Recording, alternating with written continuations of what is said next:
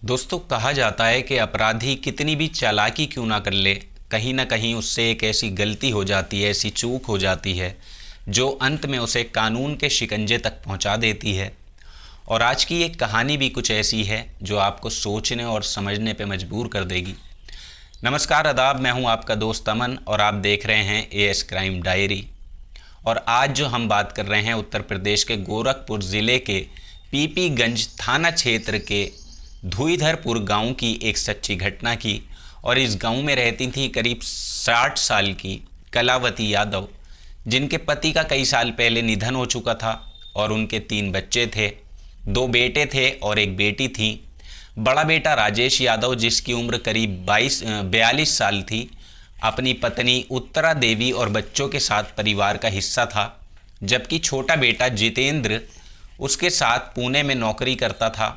राजेश के 3 बच्चे थे, जिनमें एक बेटी खुशी यादव थी, जिसकी उम्र करीब 19 साल थी और उसने 9वीं तक पढ़ाई की थी। परिवार में गांव में वो रहते थे और ज़िंदगी नॉर्मल तरीके से चल रही थी। लेकिन 26 सितंबर 2025 का दिन सब कुछ बदलने वाला था और आगे जो होने वाला था वो पूरे इलाके को हिलाकर रख देने वाला था। उस दिन दोपहर में कलावती यादव पीपीगंज में एक डॉक्टर के पास दवा लेने जाती हैं, लेकिन उसके बाद वो घर पर वापस नहीं लौटती। शाम तक जब उनका कोई पता नहीं चल पाता तो उनकी बहू उत्तरा देवी घबरा जाती है और इधर उधर तलाश करने लगती हैं। और आखिरकार उसने अपने पति राजेश को फ़ोन करके सारी बात सुनाई। अब राजेश ने उसे समझाते हुए कहा कि देखो, रात तक ढूंढ लो, इधर उधर चली गई होंगी और अगर कुछ पता ना चले तो सुबह थाने में रिपोर्ट दर्ज करा देना। अब रात भर खोजबीन होती रही लेकिन कोई सुराग नहीं मिल पाता और अगले दिन सुबह जब रिपोर्ट दर्ज कराने की तैयारी हो रही थी, तभी गांव के बाहर सड़क किनारे एक महिला का शव मिलने की खबर पूरे गांव में फैल जाती है। और फिर जो सामने आता है उसने हर किसी को सन्न कर दिया था। जब गांव वालों ने पास जाकर देखा तो पता चलता है कि वो शव किसी और का नहीं है बल्कि कलावती यादव का ही था। उनका शरीर एक दरी में लिपटा हुआ था, बोरी में, और पास में एक हथियार भी पड़ा था जिस पे खून के निशान थे। अब ये नज़ारा देखकर हर कोई दहल उठा। अब सूचना मिलते ही पुलिस मौके पे पहुंचती है और अपनी जांच शुरू करती है। शुरुआती जांच में अंदाज़ा लगाया जाता है कि हत्या करीब 10 से 15 घंटे पहले की गई है, लेकिन घटना स्थल से कोई ठोस सबूत पुलिस को नहीं मिल पाता। अब पुलिस ने जब उत्तरा देवी से पूछताछ की तो उसने वही कहानी दोहराई कि उसकी सास डॉक्टर के पास गई थी और फिर वो घर पर वापस नहीं आई लौटकर। अब पुलिस ने मामला दर्ज करके जांच शुरू की और पूरे इलाके के सीसीटीवी फुटेज खंगाले। करीब 50 से ज़्यादा कैमरों की जांच के बावजूद कलावती कहीं भी कैमरों में दिखाई नहीं देती हैं। अब सवाल ये था कि आखिर वो गांव से बाहर गईं तो गायब कैसे हो गईं, कैमरे में क्यों नहीं आई। और आगे जो सच सामने आने वाला था वो हर किसी को सोचने पे मजबूर कर देने वाला था। और इसी बीच राजेश भी पुणे से गांव लौट आता है। पुलिस ने कई एंगल से जांच की, यहाँ तक कि नवरात्रि के चलते तंत्र मंत्र जैसी आशंका भी जताई, लेकिन पंडितों से पूछताछ में ये शक भी ख़त्म हो गया। अब इसके बाद पुलिस ने खोजी कुत्ते की मदद ली। कुत्ता बार बार कलावती के घर के आसपास ही घूमता रहता है, अब जिससे शक और गहरा हो जाता है कि मामला यानी के घर के अंदर का ही है। अब कहानी एक ऐसे मोड़ पे पहुंच चुकी थी जहां हर कदम सच के करीब ले जा रहा था और आगे जो खुलासा होने वाला था वो आपको भी सोचने और समझने पे मजबूर कर देगा। अब दोस्तों, कहानी उस मोड़ पे पहुंच चुकी थी जहां हर शक घर की अंदर की चौखट पे ही सिमटता नज़र आ रहा था। अब पुलिस ने करीब 2 हफ्तों तक लगातार जांच जारी रखी, लेकिन कोई ठोस नतीजा पुलिस को है वो मिल नहीं पाता है। और फिर 14 दिन बाद पुलिस ने एक बार फिर राजेश को थाने बुलाया और उस दरी के बारे में पूछा जिसमें कलावती का शव लिपटा मिला था। राजेश ने जैसे ही कहा कि वो दरी उसी की है, अब यहाँ पुलिस चौंक गई, क्योंकि उसकी पत्नी उत्तरा देवी पहले ही साफ इनकार कर चुकी थी कि वो इस दरी को नहीं पहचानती। और बस यही वो छोटी सी गलती थी जिसने पूरे केस की दिशा उलट कर रख दी और फिर जो होता है उसने हर किसी को अंदर तक हिलाकर रख दिया जो सामने आता है। पुलिस को अब उत्तरा देवी पर गहरा शक हो गया।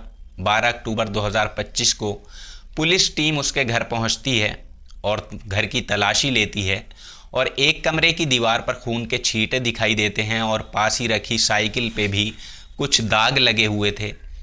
अब ये सब देखकर साफ हो गया कि राज कहीं ना कहीं इसी घर में छुपा है। अब पुलिस ने बिना देर किए उत्तरा देवी और उसकी बेटी खुशी यादव को हिरासत में लिया और उनसे सख्ती से पूछताछ शुरू होती है।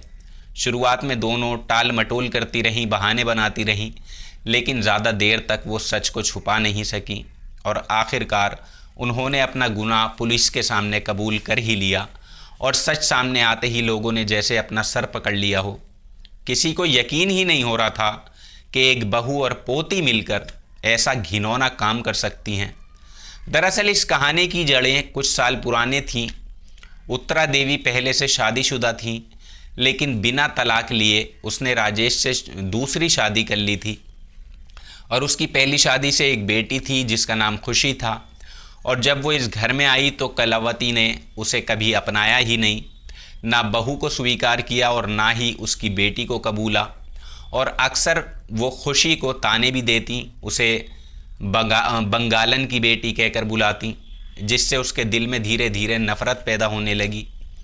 अब वक्त दोस्तों ऐसे ही बीतता रहा, लेकिन रिश्तों में कड़वाहट कम नहीं होती है और ऊपर से कलावती ने खुशी की पढ़ाई भी रुकवा दी और उसका घर से बाहर निकलना भी बंद करवा दिया। लेकिन आगे जो होने वाला था उसने पूरे परिवार की किस्मत बदल कर रख दी। 25 सितंबर 2025 का दिन था। घर में उस वक्त कलावती और खुशी ही मौजूद थीं और जैसी ही खुशी घर आती है कलावती ने फिर वही ताना मारा और इस बार खुशी का सब्र जो है वो टूट जाता है। गुस्से में उसने पास रखा धारदार औजार उठाया और उन पे वार कर दिया और एक के बाद एक करके वार करती जा रही थी और जब तक सब कुछ ख़त्म नहीं हो गया तब तक वो ऐसा करती रही। और फिर जो हुआ उसने इंसानियत को झकझोर कर रख दिया। कुछ ही देर बाद उत्तरा देवी घर लौटती है। उसने अपनी बेटी को इस हालत में देखा, लेकिन उसे रोकने या पुलिस को बुलाने के बजाय उसने उसका ही साथ दिया और यही फैसला किया। अब दोनों ने मिलकर शव को छुपाया, कमरे की सफाई की और एक झूठी कहानी घड़ दी और शाम को बच्चों को बहला दिया गया। अब रात होते ही उन्होंने शव को दरी में लपेटा, साइकिल पे रखा और गांव के बाहर ले जाकर फेंक दिया जाता है। पास में एक हथियार भी रख दिया जाता है ताकि मामला किसी और दिशा में चला जाए, पुलिस को बहकाने के लिए। खून लगे कपड़ों को जला दिया जाता है ताकि कोई सबूत ना बच सके। अगले दिन जब शव मिला तो उत्तरा देवी ने सबके सामने रोने का नाटक किया, लेकिन सच ज़्यादा दिनों तक छुप नहीं सका। पुलिस के सामने माँ बेटी दोनों ने अपना जुर्म कबूल कर लिया और सच सामने आते ही हर कोई सन रह गया, हैरान हो गया कि एक छोटी सी नफ़रत ने इतना बड़ा अपराध करवा दिया। माँ बेटी पुलिस के आगे हाथ जोड़ने लगी, लेकिन कोई फ़ायदा नहीं था। पुलिस ने दोनों को गिरफ्तार कर कोर्ट में पेश किया, जहाँ से उन्हें जेल भेज दिया जाता है। इस पूरी घटना का मकसद सिर्फ इतना है दोस्तों कि रिश्तों में बढ़ती नफ़रत और अनदेखी कभी कभी ऐसे अंजाम तक पहुंचा देती है जिसकी कोई कल्पना भी नहीं कर सकता है। इसलिए जहां भी रहें सुरक्षित रहें, अपना और अपनों का ख्याल रखें। और आज के वक्त में बढ़ते हुए क्राइम पर सबकी नज़रें भी टिकी हुई हैं, क्योंकि क्राइम रेट जो है, क्राइम दर बढ़ती जा रही है। तो अपना और अपनों का ख्याल रखिएगा। आप कहाँ से कहानी सुनते हैं, अपना नाम और अपने शहर का नाम नीचे कमेंट बॉक्स में ज़रूर लिखिएगा। जल्दी मुलाकात होगी आपसे किसी नई सच्ची घटना में। तब तक अपना ख्याल रखिए। जय हिंद।